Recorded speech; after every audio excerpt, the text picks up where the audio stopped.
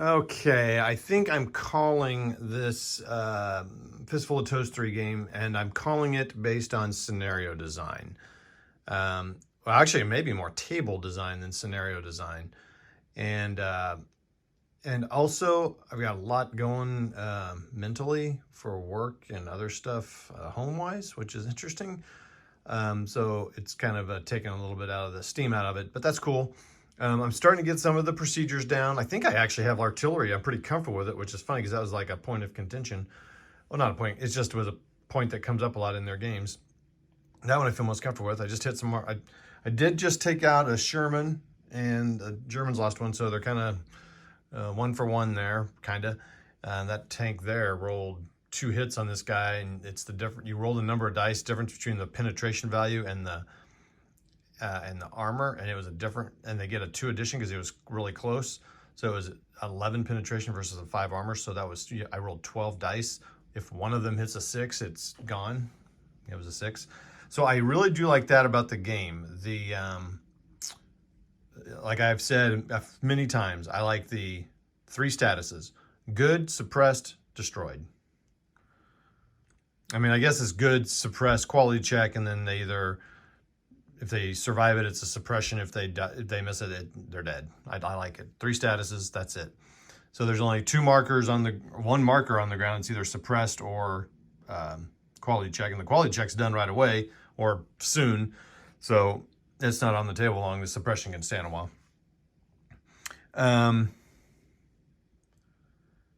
Yeah, the ranges are very short. I mean, it's even like, so the infantry and stuff, you really got to get in there to make something happen.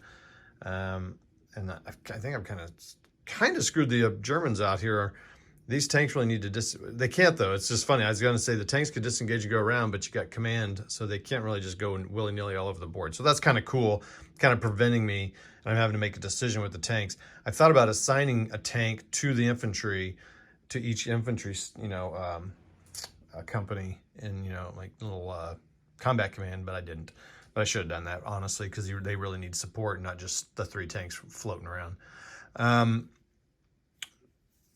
So, and I got a recce guy spotting and doing spot check. They had the Germans were doing pretty well with their artillery. The Americans only had a couple tries and they'd failed pretty bad. But the Germans, I feel like the Germans eliminated a stand. No, these guys had to make a quality check and they survived. That's it. Or one of these 2 did. So that was cool. And I overlapped this guy with 2 artillery barrage areas, and so I assume he took 2 different rolls. Anyway, that's that. It's not that complicated. There's just lots of little things to learn. Learning a new game, and there are some little intricacies to give it a little bit more meat. It's definitely meatier than Blitzkrieg Commander.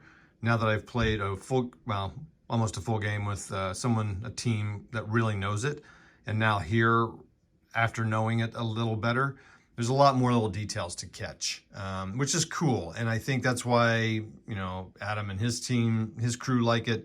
There's some nice details as far as,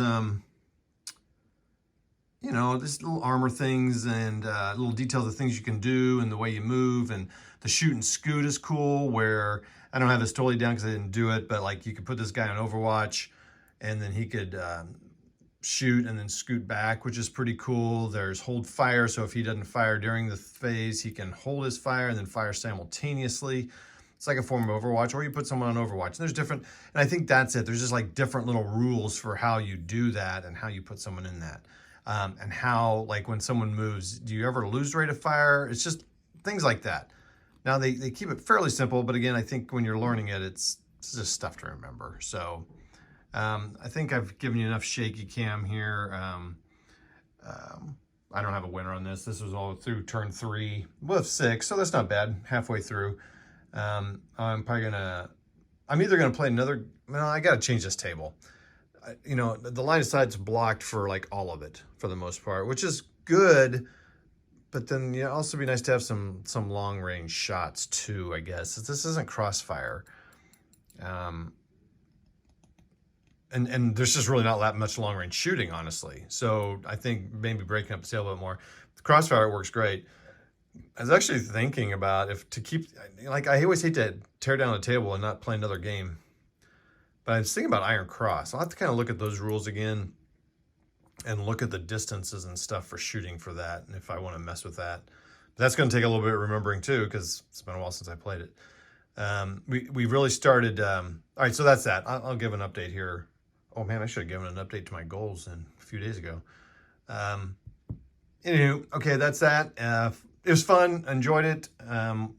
We'll come back to it probably later in the year after I get some other stuff done. And my brain's a little bit more up for learning new stuff. Okay, we'll talk to you. See y'all.